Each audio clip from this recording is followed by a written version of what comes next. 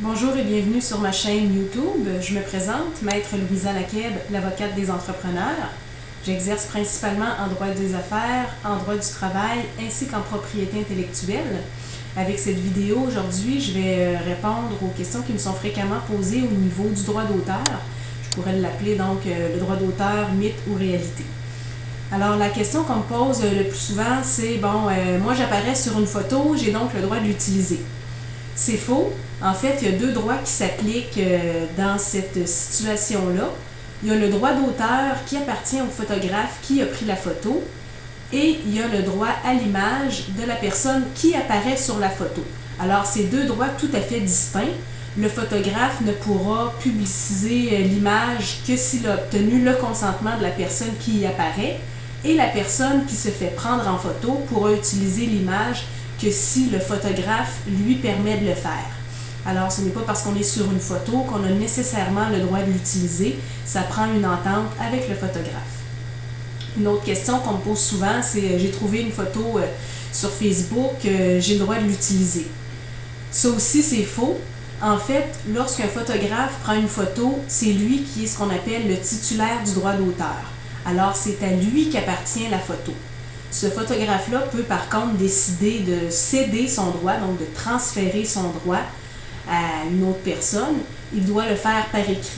Donc ce n'est pas parce qu'une photo est, on trouve facilement une photo sur Facebook ou sur le web qu'on a le droit de l'utiliser.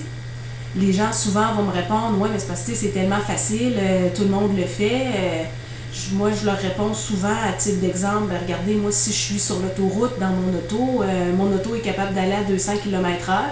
Par contre, la loi me dit que je dois rouler à 100 km. Donc, ce n'est pas parce que je peux le faire que j'ai le droit de le faire.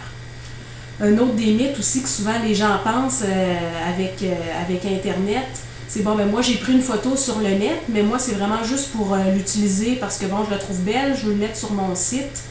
Je ne fais pas de profit avec ça, etc. Donc, la loi ne distingue pas si on fait un profit ou non. Ce n'est pas un critère de par la loi pour savoir si on contrevient ou non au droit d'auteur. Bien sûr, les dommages à payer aux photographes seront plus importants s'il y a un but commercial derrière cette utilisation-là, mais ce n'est pas un critère. Donc, nous, évidemment, les avocats, on a les moyens de savoir qui utilise les photos de nos clients. Alors, même s'il n'y a pas de but lucratif derrière cette utilisation-là, vous êtes en infraction quand même. Une autre question que je me fais poser souvent, c'est moi j'ai trouvé une photo, mais il n'y avait pas le petit logo du C entrelacé, là, le petit C avec un cercle autour, là, le copyright, là, le petit symbole. En fait, ça aussi c'est faux, contrairement à, par exemple, le brevet ou à la marque de commerce qui doivent impérativement être enregistrés auprès des autorités fédérales.